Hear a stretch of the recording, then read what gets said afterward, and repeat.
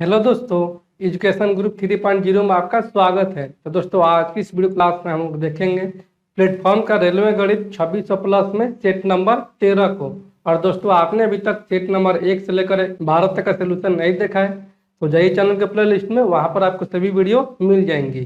तो चलिए दोस्तों, आज की इस वीडियो क्लास को हम लोग स्टार्ट करते हैं बिना कुछ देरी किए। तो आज का हमारा पहला प्रश्न है, दो संख्याएं 19:17 के अनुपात में है, उनका महत्तम समापवर्तक 11 है, तो संख्याएं ज्ञात कीजिए। तो दोस्तों, यहाँ से दिया है कि दो संख्याओं का अनुपात वो 19:17 है, 19:17 है, और इनका एचसीएफ जो दिया है वो दिया है 11। तो ये दोस्तों संख्याएं जो हो जाएंगी, ये संख्याएं हो जाएंगी, वो हो जाएंगी 19 इंटू का 11 और अनुपात का हो जाएंगी 17 इंटू का 11। तो ये हो जाएगा 11×99 का 9 हासिल 9 11×9 20 यानी कि 209 अनुपात के 1177 के साथ हासिल 7 11 और 7 18 यानी कि 187। क्योंकि दोस्तों जो एचसीएफ होता है वो संख्या का ही गुणनफल होता है या मल्टीपल होता है। यहाँ से क्या है HCF यानी कि हाईएस्ट कॉमन फैक्टर। कॉमन मतलब कि उभनिष्ठ और हाईएस्ट मतलब कि उच्चतम और फैक्टर मतलब कि गुणनखंड। तो इन्हीं दोनों संख्याओं का ये हाईएस्ट कॉमन फैक्टर यानी कि उच्चतम गुणनखंड है, इसलिए ये जो संख्या हो जाएंगी क्या हो जाएंगी 11 इंटू का 19 और 17 इंटू का 11 हो जाएगा। इसलिए ऑप्शन नंबर बी को हम लोग टिक करेंगे। अगला प्रश्न है, एक हॉल के फर्श की लंबाई 16 मीटर है और चौड़ाई 12 मीटर है, जिस पर वर्गाकार टाइल लगाने जाने हैं। यदि टाइल की कम से कम संख्या का उपयोग किया जाना है तो प्रत्येक वर्गाकार टाइल की लंबाई कितनी है। तो दोस्तों, यहाँ से कि टाइल की कम से कम यानी कहीं ना कहीं हमको एचसीएफ ज्ञात करना पड़ेगा। यहाँ से दिया है कि एक हॉल के फर्श की लंबाई कितना दिया है, वो दिया है 16/12 दिया है कि लंबाई दिया है 16 और चौड़ाई दिया है 12। तो इन दोनों का अगर हम एचसीएफ निकाल देंगे तो आ जाएगा कम से कम प्रयोग होने वाली टाइलों का लंबाई। यहाँ से हो जाएगा वर्गाकार टाइल की लंबाई बराबर में वो हो जाएगा 16 और 12 का HCF। तो 16 और 12 का एचसीएफ कितना हो जाएगा, ये हो जाएगा 4, क्योंकि 4 जो है वो वर्गाकार टाइल की लंबाई हो जाएगा। इसलिए ऑप्शन नंबर ए को हम लोग टिक करेंगे। अगला प्रश्न है, त्रिभुज ABC का क्षेत्रफल 39 सेंटीमीटर स्क्वायर है। BC पर दो बिंदु D और E इस प्रकार है कि BD बराबर में DE बराबर में EC है, तो त्रिभुज ADC का क्षेत्रफल कितना होगा। तो दोस्तों, यहाँ से दिया है कि त्रिभुज ABC का क्षेत्रफल 39 सेंटीमीटर स्क्वायर है। यहाँ से बना लेंगे त्रिभुज ABC। ये हो गया हमारा त्रिभुज ABC, ये A हो गया, B हो गया और ये C हो गया, जिसमें कि D और E भुजा BC पर इस प्रकार है कि यहाँ पर हो जाएगा ये D और ये हो जाएगा E, जिसमें कि दिया है BD बराबर में D और बराबर में दिया है EC, यानी कि ये भुजा और ये भुजा और ये भुजा आपस में बराबर है। तो दोस्तों, यहाँ से मान लेते हैं यहाँ से BD जो है वो है 1, तो DE कितना हो जाएगा, ये भी हो जाएगा 1 और EC भी हो जाएगा 1, जिसमें कि दिया है त्रिभुज ABC का क्षेत्रफल 39 सेंटीमीटर स्क्वायर, यानी कि एरिया त्रिभुज ABC बराबर में दिया है वो दिया है 39 सेंटीमीटर स्क्वायर। तो त्रिभुज ABC का क्षेत्रफल कितना होता है, यह होता है 1/2 आधार गुने ऊंचाई। यहाँ से हो जाएगा 1/2 आधार हो जाएगा पूरा ABC में BC इंटू का हो जाएगा ऊंचाई यानी कि हाइट बराबर में हो जाएगा 39 सेंटीमीटर स्क्वायर। तो ऐसे BC कितना है, BC हो जाएगा ये 1 2 2 और 1 3, यानी कि पूरा लंबाई जो हो जाएगा वो हो जाएगा 3, यानी कि 1/2 गुने में 3 इंटू का हाइट बराबर में हो जाएगा 39। ये कर जाएगा 13 39 और ये भागा में 2 इधर जाएगा तो हो जाएगा गुना में, यानी कि हाइट बराबर यहाँ से जाएगा 13 दूनी 26। ठीक है, यहाँ से पूछा है त्रिभुज ADC का क्षेत्रफल, यहाँ से निकाल देंगे एरिया त्रिभुज ADC। तो ये हो जाएगा 1/2 गुने आधार कितना हो जाएगा इसका हो जाएगा आधार DC, यानी कि DC और इंटू का ऊंचाई यानी कि एज। यहाँ से हो जाएगा 1/2 DC कितना है, तो DC जो है वह 1 और 1 2, यानी कि यहाँ से हो जाएगा 2 गुने में ये ऊंचाई कितना हो जाएगा, तो ऊंचाई यहाँ पर है 26, यानी कि यहाँ पर हो जाएगा ये 26। ये 2 से 2 कैंसिल आउट, यानी कि त्रिभुज ADC का क्षेत्रफल आ गया 26 सेंटीमीटर स्क्वायर। इसलिए ऑप्शन नंबर ए को हम लोग टिक करेंगे। अगला प्रश्न है, एक वर्ग का विकर्ण अंडर रूट 200 सेंटीमीटर है यदि आयत की भुजाएं 5:2 के अनुपात में है जो कि वर्ग के क्षेत्रफल के बराबर है तो आयत की लंबाई कितनी होगी। तो दोस्तों यहाँ से दिया कि वर्ग का विकर्ण, क्योंकि वर्ग का विकर्ण होता है रूट 2 गुने भुजा, यहाँ से डी बराबर में दिया है, वो दिया है अंडर रूट का 200। यहाँ से होता है वर्ग का विकर्ण अंडर रूट 2 गुने में भुजा बराबर में हो जाएगा अंडर रूट का 200। इसको दोस्तों हम लिख सकते हैं अंडर रूट का 2 गुने में 100, जैसे 100 का वर्गमूल हो जाएगा 10, इनके यहाँ से आ जाएगा हमारा 10 रूट 2, यानी कि रूट 2 गुने में भुजा इनकी ए बराबर में लिख सकते हैं 10 रूट 2। तो रूट 2 से रूट 2 कैंसिल है, इनकी यहाँ से भुजा बराबर में आ गया 10। तो जो आयत का क्षेत्रफल जो है वो वर्ग के क्षेत्रफल के बराबर है, कि वर्ग का क्षेत्रफल कितना हो जाएगा, ये हो जाएगा भुजा स्क्वायर यानी कि ए स्क्वायर, यहाँ से हो जाएगा 10 का स्क्वायर यानी कि 100, और ये जो वर्ग का क्षेत्रफल है वह आयत के क्षेत्रफल के बराबर है। तो आयत की लंबाई कितना दिया है, क्योंकि आयत की भुजाओं का अनुपात यह है 5:2। तो यहाँ से मानते कि इनकी भुजा जो है वह है 5x है और 2x है। यहाँ से आयत का क्षेत्रफल हो जाएगा लंबाई गुने चौड़ाई, यानी कि 5x इंटू का हो जाएगा 2x। यहाँ से आ जाएगा हमारा 100 बराबर में 5 दूनी 10 x स्क्वायर, यहाँ से 10 दाएं का 100, इनके 10 बराबर में हो जाएगा x स्क्वायर। यहाँ से x बराबर में हमारा आ जाएगा अंडर रूट का 10। ठीक है, यहाँ से पूछा गया है कि आयत की लंबाई कितनी है।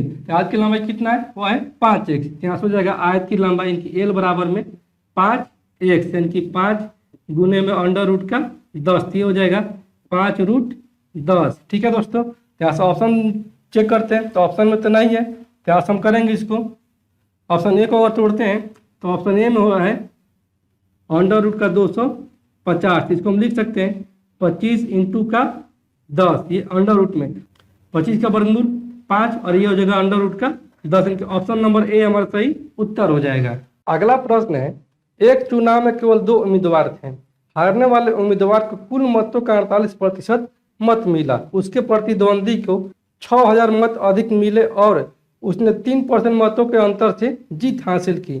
अमान्य मतों की संख्या कितनी थी। तो दोस्तों यहाँ से मान लेंगे कि टोटल मतों की संख्या जो है वो है 100, कि कुल मत जो है वो है 100, जिसमें कि हारने वाले उम्मीदवार को मिला है कुल मतों का 48%, यानी कि 100 का 48%, तो ये हो जाएगा दोस्तों कितना, ये हो जाएगा 48। हारने वाले को मिला है 48। ठीक है, तो जीतने वाले कितना मिलेगा, जीतने वाले को जो मिलेगा वो मिलेगा ये 48 इसको मिल गया और टोटल है 100, यानी कि इसको मिलेगा 52। ठीक है, जिसमें कि यह बोला है कि उसके प्रतिद्वंदी को 6000 मत अधिक मिले और उसने 3% मतों के अंतर से जीत हासिल की, क्योंकि इन दोनों का अंतर जो है वह है 3%। यहाँ पर कितने का अंतर हो जा रहा है, यहाँ पर अंतर हो जा रहा है 4 का, लेकिन अंतर जो दिया है वह दिया है 3 का। ठीक है, और 3 का जो अंतर दिया है वह दिया है दोस्तों कितना, वह दिया है 6000, इसलिए 1 बराबर में हो जाएगा ये 3 दूनी 6000, देखिए 2 बार में कट जाएगा। यहाँ से हमारा अंतर है 4, लेकिन अंतर दिया है प्रश्न में वो 3 दिया है, यानी कि 1 का अधिक दिया है, तो 1 का अधिक कौन सा है, वो जो 1 अधिक है वो है अमान्य मतों की संख्या, यानी कि अमान्य मतों की संख्या जो हो जाएगा अमान्य या अवैध मतों की संख्या वो हो जाएगा 1 का मान कितना निकाले हैं 2000, यानी कि अमान्य मतों की संख्या हो जाएगा 2000। इसलिए ऑप्शन नंबर ए को हम लोग टिक करेंगे। अगला प्रश्न है, यदि द्विघात समीकरण 2x² + px - 15 बराबर में 0 और द्विघात समीकरण p इंटू का kx² + x बराबर में 0 का मूल -5 है तो p और k के मान क्या होगा। तो दोस्तों यहाँ से एक मूल -5 है, तो अगर समीकरण 1 में धरते हैं, यहाँ पर 2x² माइनस का प्लस का px और माइनस का है 15 बराबर में 0, जिसका मूल जो है एक वो है -5, यानी कि x का मान जो दिया है वो दिया है -5। यहाँ से रखेंगे तो हो जाएगा 2 इंटू का -5 का स्क्वायर प्लस का हो जाएगा p इंटू का -5 और माइनस का 15 बराबर में 0, तो हो जाएगा -5 का स्क्वायर 25, 25 दूनी 50 और ये हो जाएगा प्लस -5p माइनस का 15 बराबर में 0। यहाँ से हो जाएगा 50 में से 15 जाएगा तो ये हो जाएगा 15, 5, 20 और 30, 50, यानी कि 35 माइनस का 5 p बराबर में हो जाएगा 0।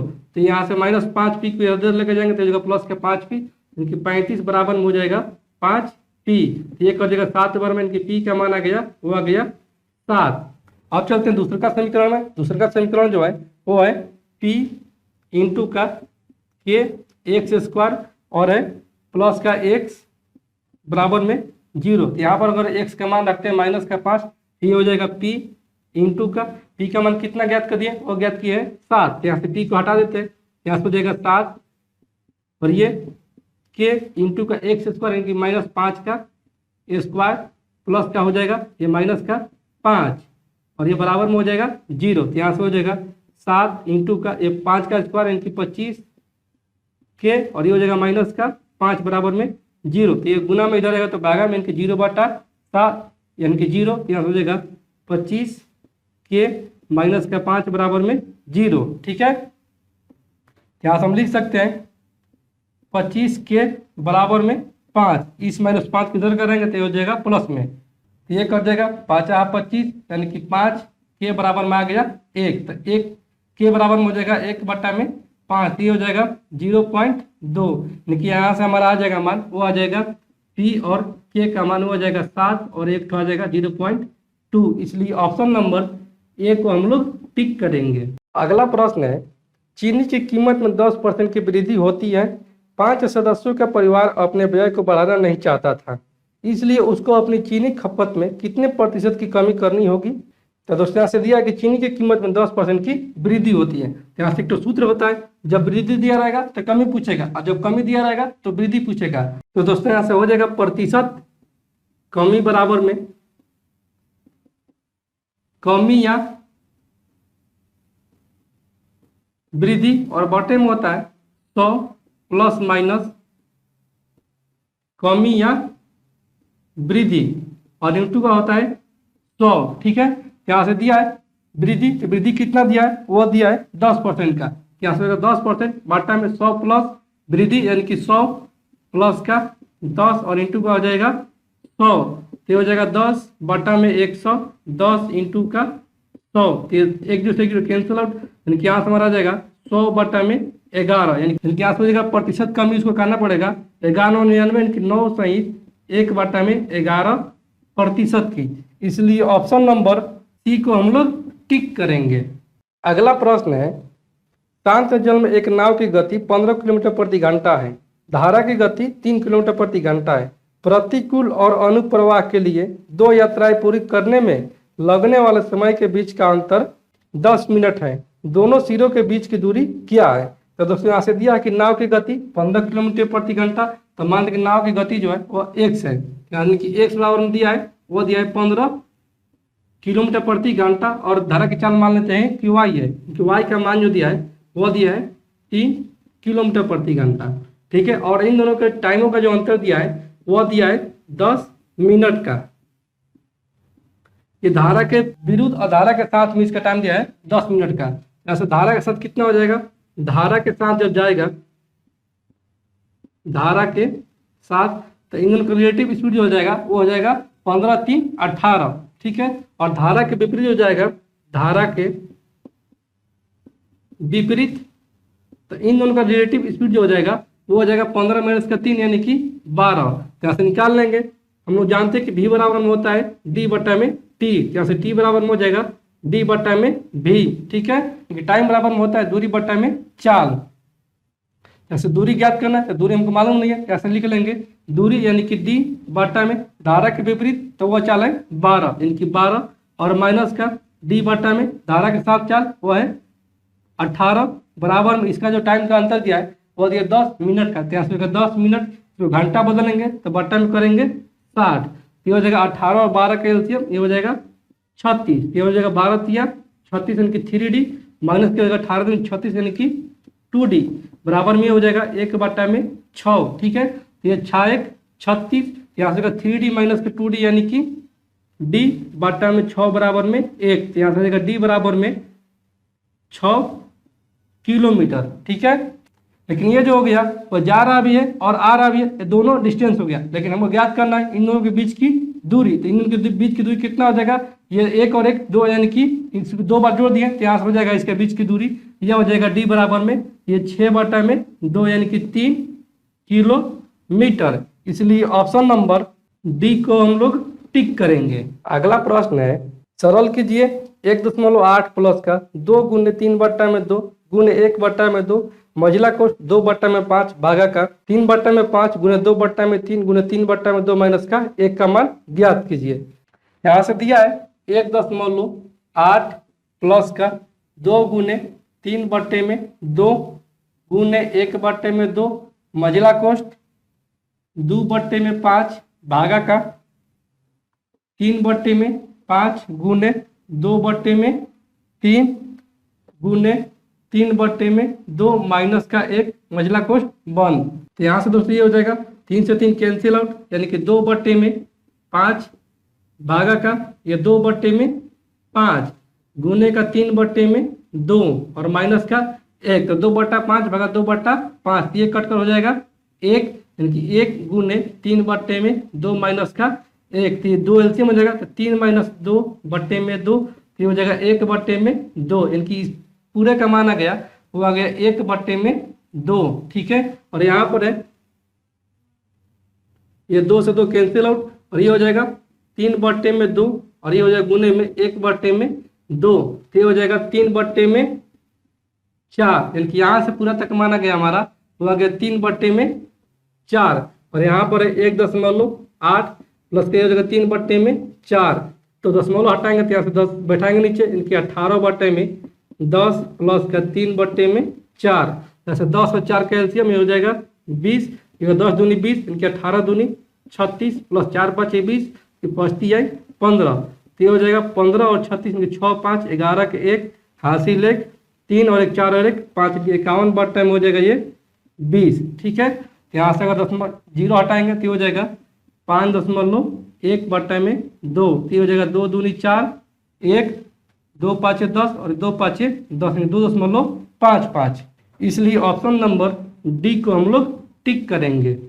अगला प्रश्न है, 1 घंटे के 5 मिनट और 1 घंटे के 20 सेकेंड के भिन्नों के बीच कितना अंतर है, कि 1 घंटे के 5 मिनट, तो दोस्तों हम जानते हैं कि 1 घंटा बराबर में होता है वो होता है 60 मिनट, और यहाँ पर दिया है 5 मिनट, यहाँ से भिन्न हो जाएगा वो हो जाएगा 5 मिनट और बटे में हो जाएगा 60 मिनट, यानी कि 1 बटा में 12 ये आ गया पहला भिन्न। ठीक है, दूसरा भिन्न क्या कर रहा है कि 1 घंटे के 20 सेकेंड के भिन्नों के बीच कितना अंतर है, 1 घंटे के 20 सेकेंड, तो 1 घंटा बराबर में होता है 60 मिनट और 1 मिनट बराबर में होता है 60 सेकेंड, जैसे 60 मिनट बराबर कितना हो जाएगा, 60 मिनट बराबर में हो जाएगा 60 गुने में 60 यानी कि 3600 सेकेंड। ठीक है, तो यहाँ से हो जाएगा 20 सेकेंड, यानी कि दूसरे का भिन्न हो जाएगा वो हो जाएगा 20 बट्टा में 3600, यहाँ से ये हो जाएगा 0 से 0 या 18 दूनी 36 यानी कि 1 बट्टा में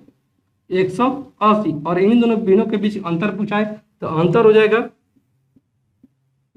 वो हो जाएगा 1 बट्टा में 12 माइनस का 1 बट्टा में 180, तो 180 और 12 का एलसीएम ये हो जाएगा 180, ये हो जाएगा 12 कम 12 6 12 5 60 यानी कि 15 और माइनस ये हो जाएगा 1 यानी कि 14 बटा में 180, तो हो जाएगा 7 दूनी 14 और ये 90 दूनी 180 यानी कि 7 बटा में 90, इसलिए ऑप्शन नंबर सी में है 0.7 बटा में 90, यानी कि इसको हम लिख सकते हैं 0.7 और बट्टा में ये 9, क्योंकि दशमलव हटाएंगे तो बट्टा में 10 नीचे बैठाएंगे तो जगह 7 बट्टा में 9, इनका ऑप्शन नंबर सी को हम लोग टिक करेंगे।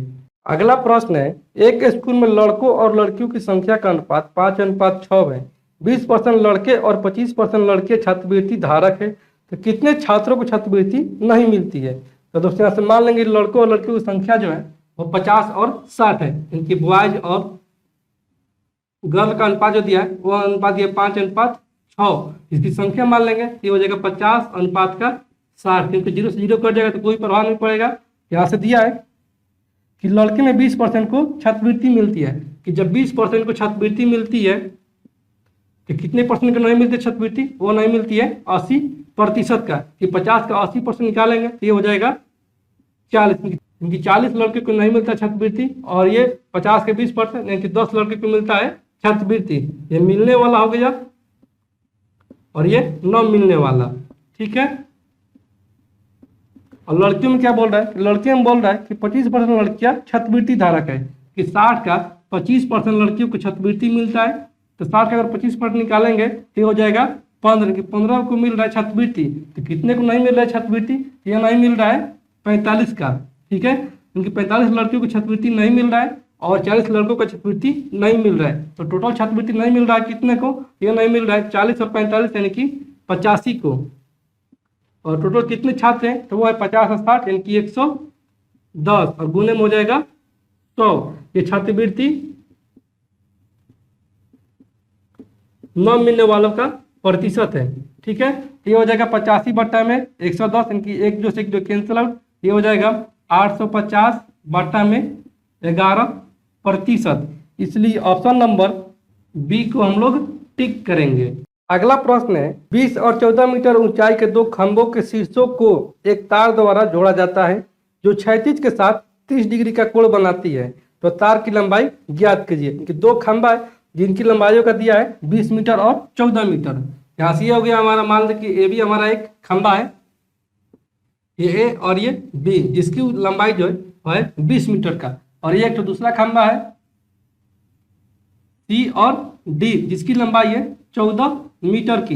यहाँ से इसको अगर मिलाते हैं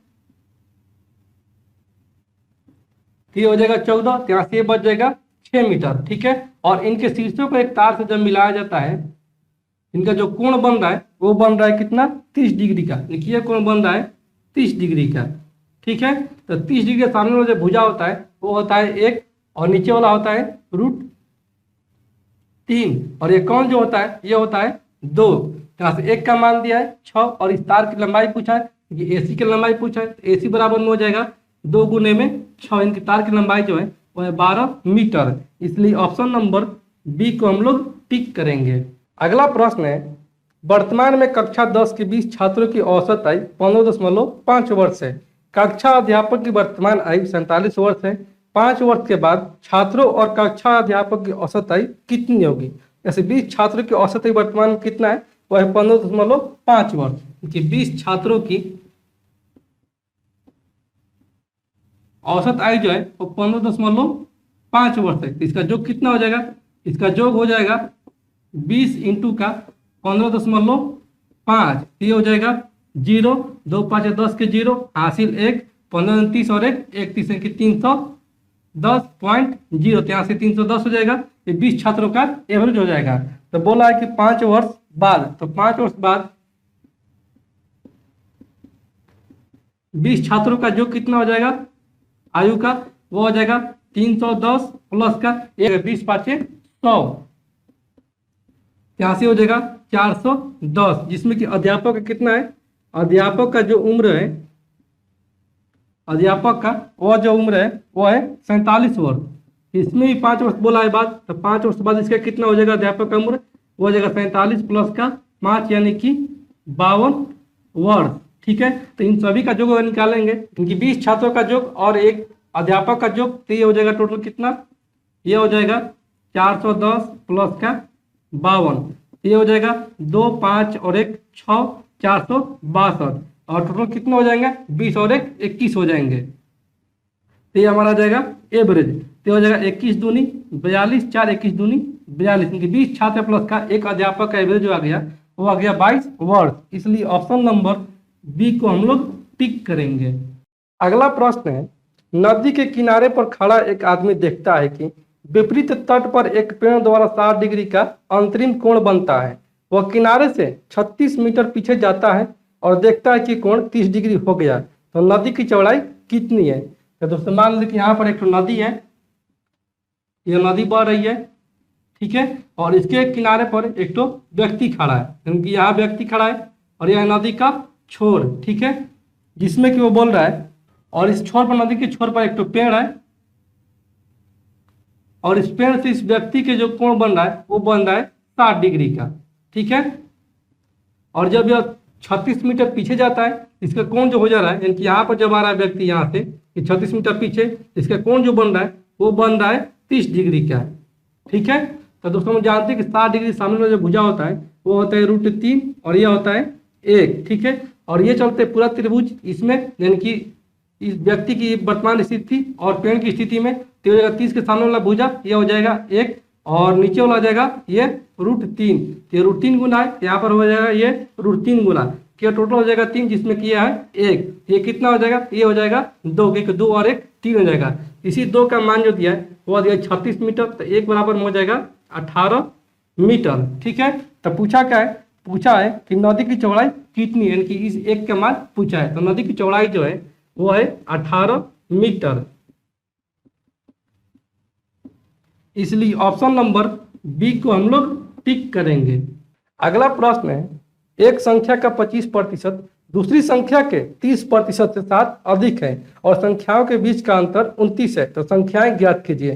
तो दोस्तों मान लीजिए दो संख्याएं जो है वो x और y है, तो पहली संख्या है x और दूसरी संख्या है y, जिसमें कि एक संख्या का 25% यानी कि x का 25%, 25 बटा में 100 यह जो है, और दूसरी संख्या के यानी कि y के 30% से साथ अधिक, यानी कि 30 बटा में 100 से साथ अधिक है, ये हो जाएगा 25 चौक 100 और ये 3 बटा में 10 यानी कि x बटा में 4 बराबर में 3y बटा में 10 प्लस का 7, तो 3y को इधर करेंगे तो हो जाएगा माइनस में, यानी कि x बटे में 4 माइनस का 3y बटा में 10 बराबर में 7, यहाँ से 4 10 का एलसीएम 20, यहाँ से हो जाएगा 4 5 20 यानी कि 5x माइनस का 10 दूनी 20 यानी कि 6y बराबर में 7, तो 20 को इधर कर जाएंगे तो हो जाएगा गुना में कि 5x माइनस का 6y बराबर में 20 7 140, और दोनों संख्याओं का अंतर जो दिया है x माइनस y का अंतर दिया है वह दिया है दोस्तों 29। यहाँ से अगर हम x को हटाते हैं तो y का मान निकल जाएगा, अगर y को हटाते हैं तो x का मान निकल जाएगा। यहाँ से अगर 6 से गुना करते हैं इसमें तो ये हो जाएगा 6x और ये 6y, ठीक है, और घटाते हैं तो हो जाएगा माइनस वाला प्लस और ये प्लस वाला माइनस और ये प्लस वाला माइनस, तो प्लस का 6y और माइनस का 6y कैंसिल आउट, क्योंकि प्लस का 6x और माइनस का 5x यानी कि माइनस का x बराबर में ये हो जाएगा माइनस का 6 9 54 का 4 हासिल 5 6 12 और 5 17 यानी कि 174 माइनस का और प्लस का 140, तो ये हो जाएगा 4 में से 0 जाएगा 4, 7 में से 4 जाएगा 3, ये माइनस में यानी कि यहाँ से माइनस कैंसिल आउट, यहाँ से x बराबर में आ गया 34, ठीक है, और दोनों संख्याओं का अंतर जो है वो है 29। यहाँ से दूसरी संख्या कितना आ जाएगा, यहाँ से जब x का मान आ गया 34 तो दूसरी संख्या जो हो जाएगा वो हो जाएगा 34 माइनस का 29 यानी कि 5, दोनों संख्या जो आ जाएगा वो 34 और 5 हो जाएगा। इसलिए ऑप्शन नंबर सी को हम लोग टिक करेंगे। अगला प्रश्न है, एक गार्ड समुद्र तल से 180 मीटर ऊंचे एक प्रेक्षण टावर से दुश्मन की नाव को देखता है जो कि 60 डिग्री के अवनमन कोण पर है, तो टावर के आधार से नाव की दूरी कितनी है। तो दोस्तों यहाँ से एक टावर है, ये हमारा ए बी एक टावर हो गया और ये हमारा यहाँ पर एक तो दुश्मन की नाव हो गया, ठीक है, जिसमें कि टावर से यहाँ पर एक तो सैनिक है और यहाँ से अगर देखता है इस नाव को तो इसके और टावर के आधार के बीच जो कोण बन रहा है वो बन रहा है दोस्तों कितना का, वो बन रहा है 60 डिग्री का, ठीक है, जिसमें कि यहाँ दिया है कि 180 मीटर ऊंचे, यानी कि 180 मीटर जो है और टावर की ऊंचाई है वैसे हो गया 180 मीटर, तो 60 डिग्री सामने वाला जो भुजा होता है वो होता है √3 और नीचे वाला होता है 1, यानी कि √3 का मान दिया है वो दिया है 180, यहाँ से 1 बराबर में हो जाएगा 180 बटा में √3, तो √3 से ऊपर नीचे गुना करेंगे तो ये हो जाएगा 180 √3 और बाटा में √3 गुना √3 यानी कि 3, ये हो जाएगा 60√3, ठीक है। हमसे पूछा क्या है, हमसे पूछा गया है कि टावर के आधार से नाव की दूरी कितनी है, यानी कि इस एक का मान पूछा है, तो दूरी जो है वो 60√3 मीटर है। इसलिए ऑप्शन नंबर डी को हम लोग टिक करेंगे। अगला प्रश्न है, आरोही क्रम में लिए गए 3 क्रमागत पूर्णांकों को क्रमशः 2, 3 और 4 से गुना किया जाता है और उनके गुणनफलों को जोड़ने से प्राप्त संख्या जो है वह 74 है, तो सबसे बड़ी संख्या कितनी है। तो दोस्तों मानते हैं यहाँ से कि क्रमागत पूर्णांक जो है वह है क्रमागत पूर्णांक वह है x और एक तो है x+1 और फिर x+2, ठीक है, और इसमें जो गुना किया जा रहा है वो किया जा रहा है 2, 3 और 4 से, यहाँ से हो जाएगा x गुने में 2 और ये हो जाएगा x प्लस का 1 इंटू का 3 और ये हो जाएगा x प्लस का 2 और इंटू का हो जाएगा 4, ठीक है।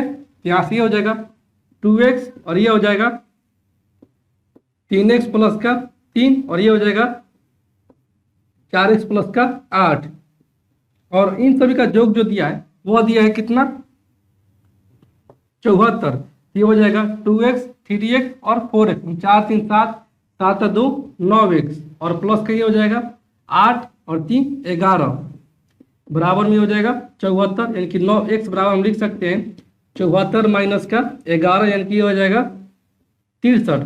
ये कट जाएगा 7 बार, यानी कि x का मान जो आ गया वो आ गया 7। तब पूछा है बड़ी संख्या कितनी है, तो बड़ी संख्या आपको ये हो जाएगा x प्लस 2, कि बड़ी संख्या जब बराबर में आ जाएगा x बराबर कितना है 7 प्लस का 2, यानी कि बड़ी संख्या जो है वो है 9। इसलिए ऑप्शन नंबर डी को हम लोग टिक करेंगे। अगला प्रश्न है, मोहन की तुलना में रजनी 25% कम काम कर सकती है और रिजवान की तुलना में मोहन 20% अधिक काम कर सकता है। काम पूरा होने पर 930 रुपये के लाभ में से मोहन का हिस्सा कितना होगा। यहाँ से मान लेते हैं कि यहाँ से रिजवान की जो कार्य क्षमता है वो है 100।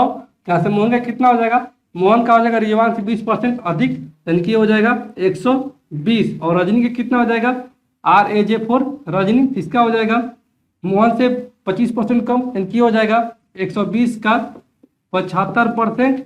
ये हो जाएगा दोस्तों, ये 25 3 75, 25 चौक 100 और 40 तिया 120, यानी कि 30 तिया 90, ठीक है।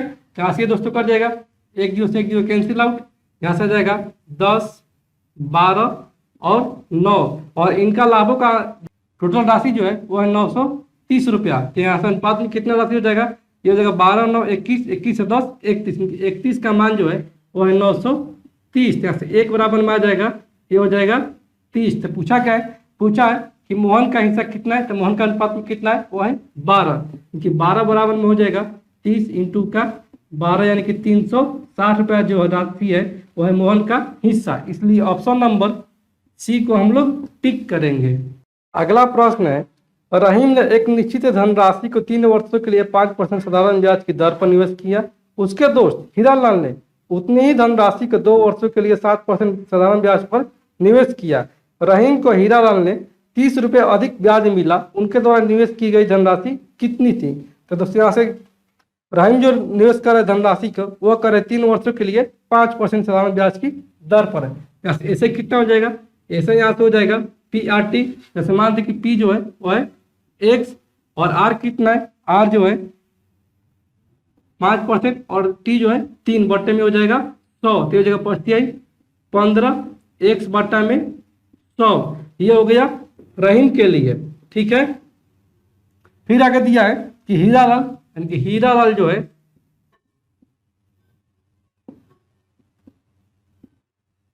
वो भी धनराशि निवेश कर रहा है, उसका भी पिन मान लेते हैं वो है x और R कितना है, वो R है 7% और टाइम कितना है वो है 2 वर्ष, बट्टे में हो जाएगा 100।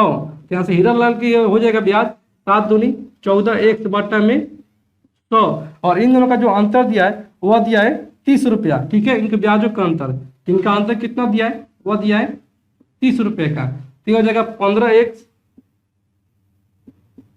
बट्टा में 100 माइनस का 14x बट्टा में 100 बराबर में 30। यहाँ से 100 एलसीएम हो जाएगा, ये हो जाएगा 15x में 14 से, यानी कि x बराबर में 30। यहाँ से x बराबर में आ जाएगा 30 गुने में 100, यानी कि यह हो जाएगा धनराशि 3000 रुपया। इसलिए ऑप्शन नंबर बी को हम लोग टिक करेंगे। तो दोस्तों मैं उम्मीद करता हूं कि आज का ये वीडियो क्लास आपको पूरी तरह से समझ में आ गया होगा। और दोस्तों आपने अभी तक इस चैनल को सब्सक्राइब नहीं किया है तो आप इस चैनल को सब्सक्राइब करें, लाइक करें और बहुत ज़्यादा इसको शेयर करें। तो चलिए दोस्तों आज की इस वीडियो क्लास को यहीं पर इन करते हैं और फिर मिलते हैं इसके अगले पार्ट में। तब तक के लिए धन्यवाद दोस्तों।